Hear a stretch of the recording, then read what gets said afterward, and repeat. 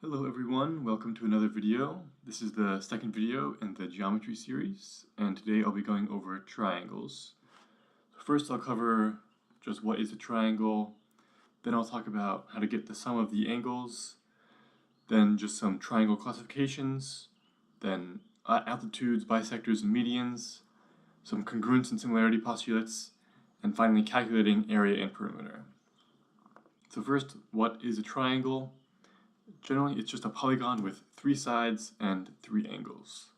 So all of these are triangles, and something cool about triangles is that no one side can be bigger than the sum of the other 2 sides, because then it wouldn't connect. Now with the determining the sum of all of the interior angles, here I've labeled them A, B, and C. So what we can do is with this one side we'll draw a line that's parallel to it that goes through this vertex. And we could do this for any, so we could do a line that's parallel to this side that goes through this vertex, parallel to this side that goes through this vertex, and we get the same result. I'll just use these parallel lines. So what we can do with this is we know A and this angle here are alternate interior angles, meaning that they're the same value. And C and this angle here are also alternate interior angles, so they would be the same value. So A, B, and C, just like A, B, and C here, but we know these would just add up to be 180 degrees, which tells us that the interior angles of a triangle will also always add up to equal 180 degrees. Now, classifying triangles, with that 180 degrees total, that tells us some things about what the angles can be. So we can either have all 3 angles that are less than 90 degrees, adding up to 180, one angle that's 90 degrees, and the other 2 angles adding up to 90 degrees, totaling 180, or one angle that's over 90 degrees, and the other 2 angles being smaller than 90 degrees, adding up. So that is what we'll call acute, right, and obtuse triangles.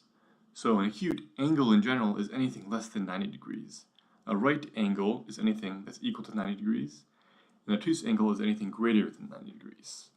So acute triangle, right triangle, and obtuse triangle, all classified by the classification of their biggest angle will be the classification of the triangle. But we can also classify them by the number of congruent sides or the number of congruent angles. So here, this one has 3 different sides. It says 2 congruent sides and 1 different, and this one has 3 congruent sides. So we'll call this one scalene with no equal sides. This one will be isosceles with at least 2 equal sides, and this one will be equilateral with all 3 equal sides. Actually, isosceles with this at least 2 equal sides will mean an equilateral triangle is also isosceles. And if you notice about this equilateral triangle, it's also equiangular, and which means it will be a regular triangle. So an equilateral triangle is the regular triangle.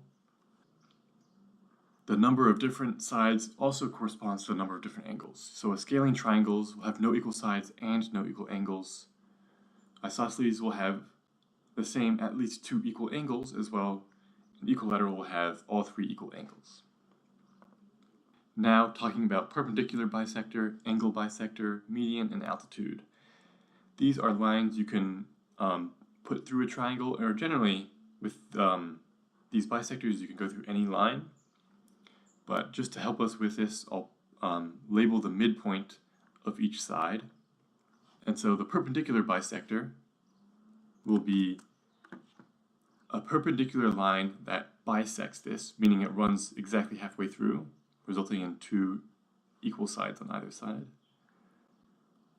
So it will be something like this, where this is perpendicular, or something like this, or like this. So these are all perpendicular bisectors. And then an angle bisector will split this angle in half. So we'll have to go exactly this angle and then It won't necessarily hit the median. It can if it's an isosceles or an equilateral triangle, then it will hit this median here. Or sorry, it will hit this midpoint here.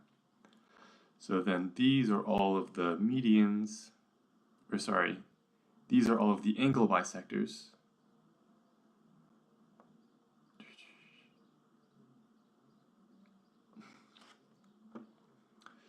And actually all of these will intersect at a single point. So the perpendicular bisector will intersect at a single point. It would be about here.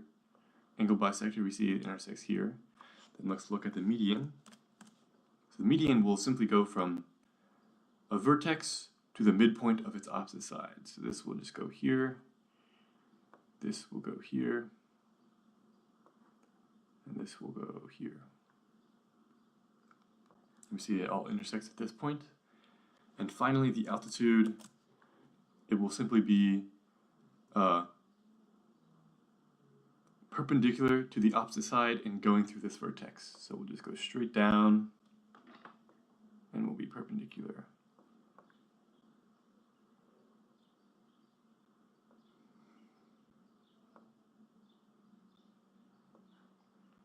This one.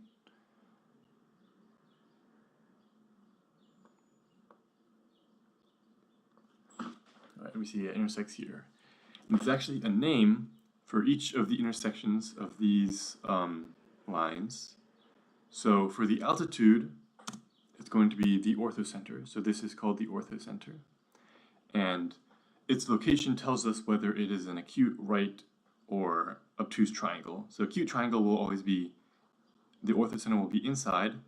For a right triangle, the orthocenter will be at the right angle. And for an obtuse triangle, the orthocenter will be outside of the triangle. Then with the median, this the center, or the intersection of all of the medians of the triangle, is called the centroid. It is actually the very middle of it is the center of mass, essentially, of the triangle. And something cool about the medians is that it actually will split the triangles exactly in half. So this triangle has the same area as this triangle.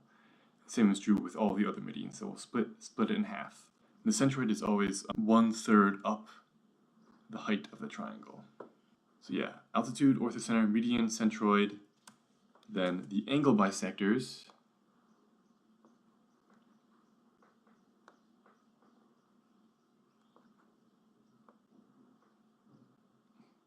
This will actually be the incenter, which is the center of a circle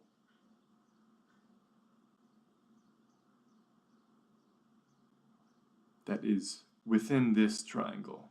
So this incircle, the center of it is the incenter, which is the intersection of all three angle bisectors, which you can see by these tangent lines will always have the same length, and so we see the tangent lines for each of them hit these edges. And finally, the perpendicular bisector. If we draw all of these lines,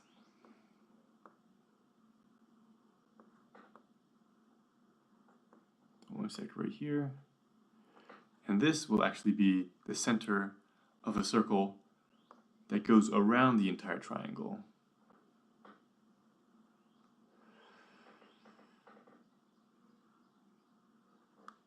My drawing skills aren't the best, but you can see that the circle, and on the edge of the circle are all three of these vertices. So the circumcenter is corresponding to the perpendicular bisector. You can imagine is that each of these were diameters, and then we just shifted them to become chords. And the angle bisector is just the tangent lines, which results in an incenter, median, the centroid, because it always splits them in half. So the intersection will just be the very center.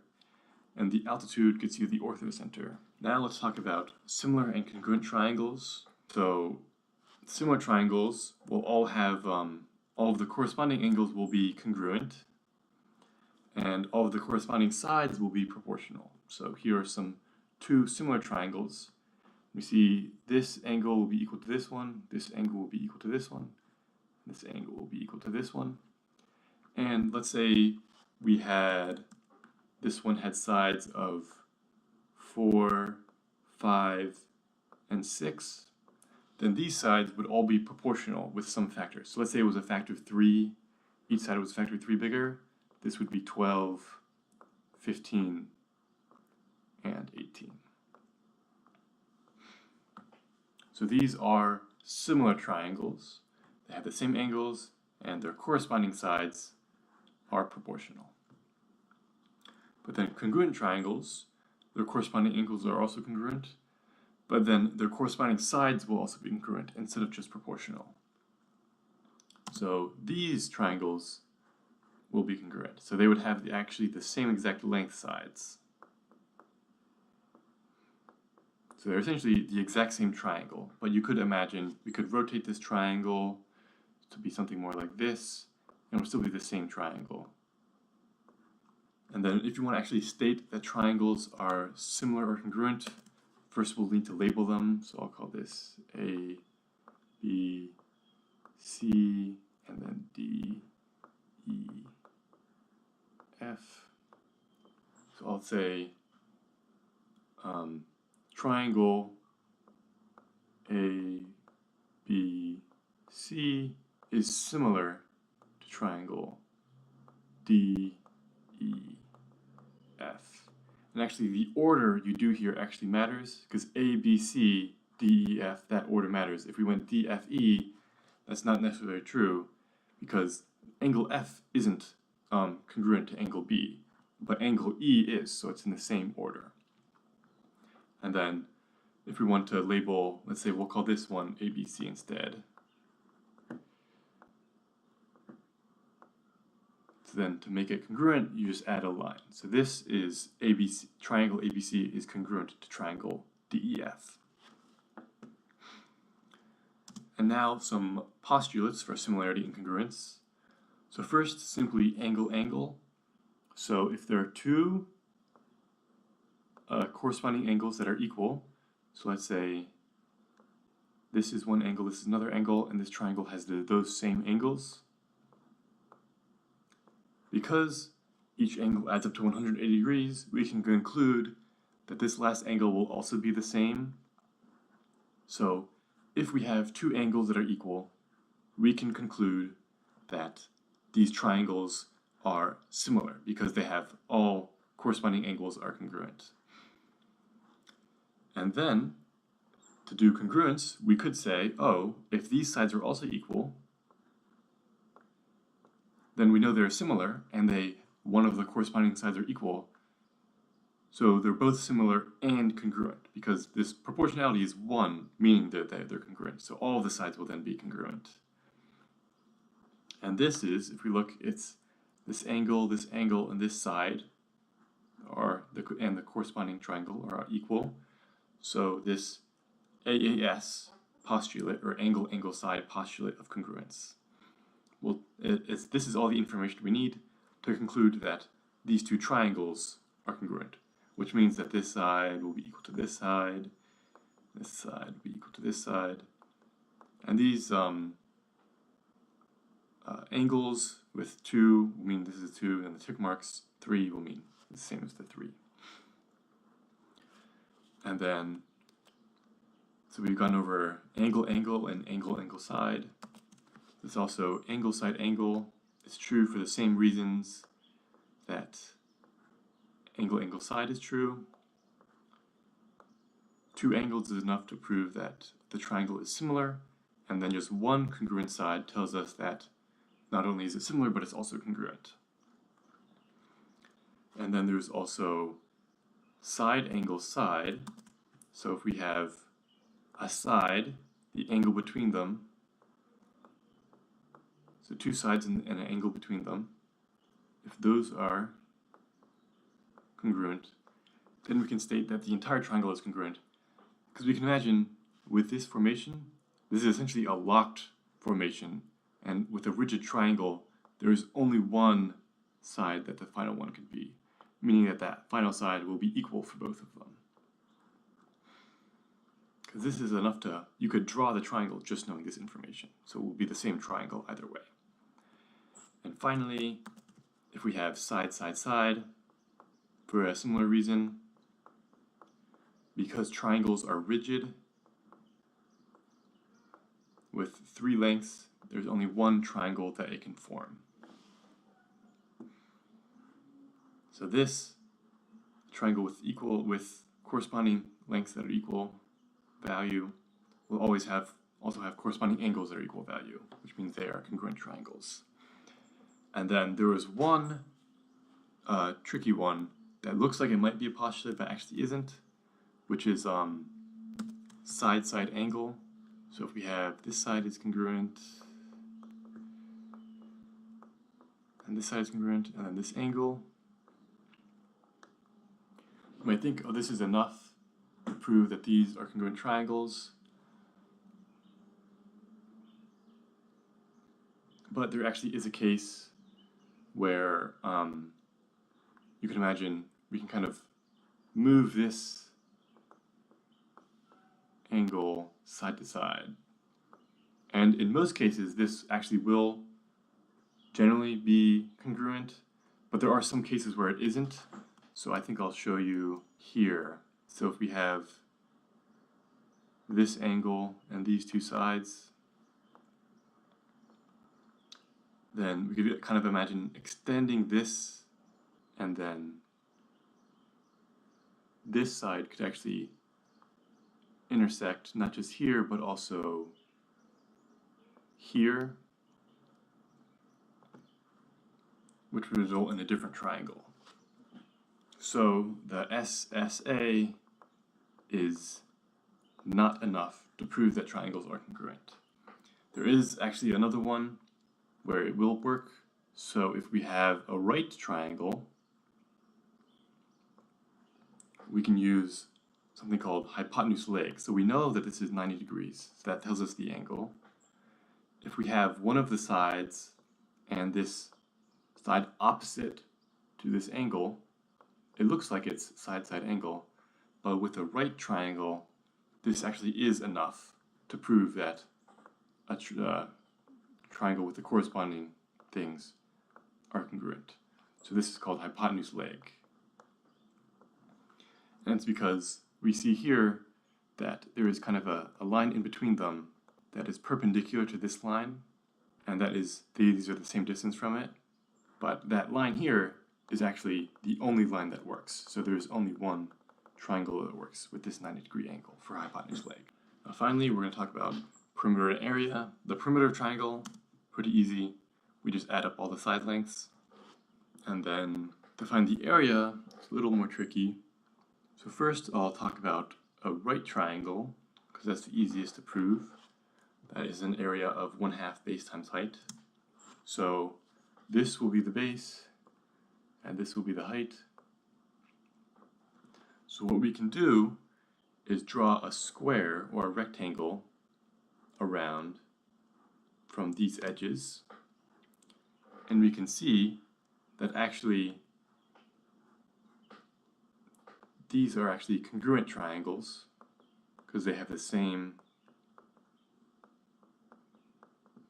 by side, side, side, and actually by, because we can actually say that these angles are the same. By any postulate, we can prove that these triangles are congruent, which tells us that these two congruent triangles, we'll call this A and, or maybe I'll call it X and Y, they add up to equal the area of this rectangle, which is H times B. But we know that these are also equal. So 2 of this triangle adds up to H times B, which means that one triangle is half H times B. And that's enough for a right triangle, but then what about a normal triangle that isn't right? What we can do is the same thing and then just split it into 2 right triangles. So where this, we still have the same height, but then we'll call this A1 and A2. So we know that HA1 is the area of this triangle from what we saw here, and HA2 is the area of this triangle, but, or 1/2 HA1 and 1/2 HA2 are the area of these triangles from what we saw over here. But we can just add that together and get H times, or 1/2 H times A1 plus A2. Just by adding this 1/2 HA1 plus 1/2 HA2 and factoring out the 1/2 H. And so this A1 plus A2 is just the length of this side.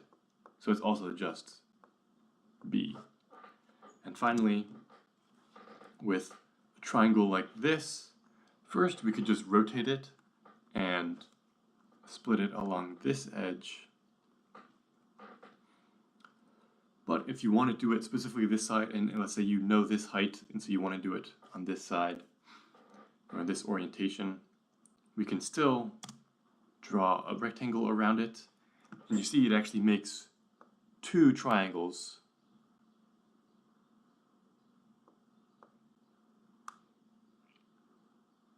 One is similar to this one we had here, and the other is just smaller. So what we could do is we can call this A1 and A2, and this bigger triangle has an area of 1/2 H A1 plus A2, because that's just that bottom. But then this triangle, which will essentially be taking it away from this bigger triangle to get this obtuse triangle. So we'll subtract 1/2 H A2, which will just cancel with this one, and we'll just be left with 1/2 H A1, which is just the length of the base. So it would essentially create this triangle, this half of this rectangle here, with a base of A1. And there are also some other formulas. So here is Heron's formula, where A is equal to the square root of S times S minus A times S minus B times S minus C, where S is A plus B plus C over 2.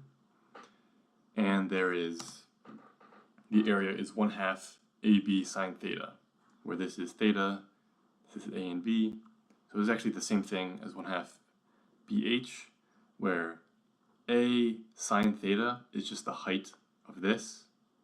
So these are actually equivalent. But if we know this angle and we don't know the height, we can find the height using A sine theta. And that is everything you need to know about triangles. Next video will be covering quadrilaterals,